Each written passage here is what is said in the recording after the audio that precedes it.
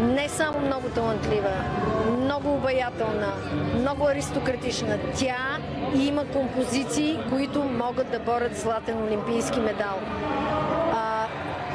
Смятам, че тя има какво да промени в подготовката си по време на състезание. На Боряна мястото й беше днеска на стълбичката. И вие видяхте, тя го загатна с съчетанията, които изигра вчера и онзи ден на обръч. Все още не всъщност Стиляна днеска подобри този рекорд. Така че щастлива съм много. Сега ни предстои една много тежка вечер с ансамбъл. Да пожелаем успех на момичетата, защото толкова много са работили. Вчера направиха невероятна подиум тренировка. Дано имат късмет. Много са подготвени. Страшно много са работили и са много силни.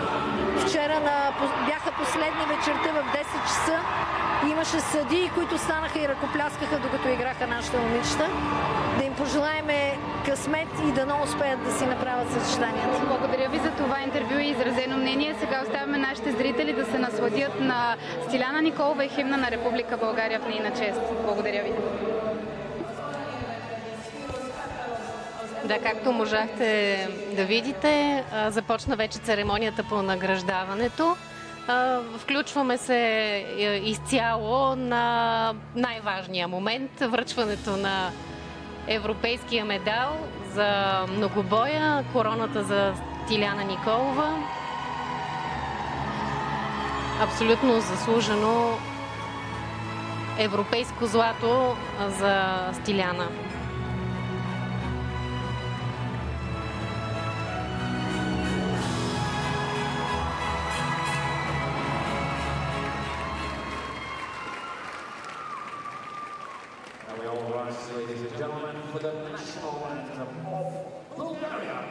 Most pedig kérem, hallgassuk meg felállva Bulgária nemzeti himnuszát.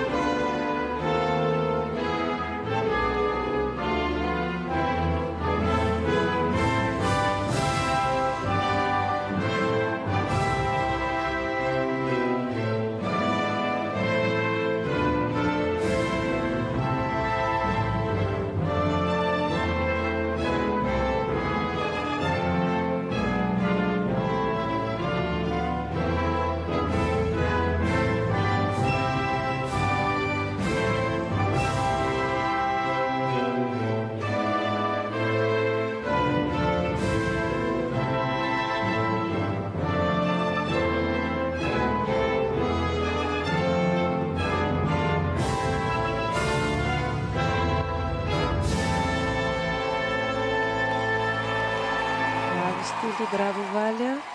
Честито още веднъж на всички, на целия екип, на всички, които се вълнуват и там на място в залата и за телевизионния екран. Имаме европейска шампионка. Стиляна Николова днес бе безапелационна.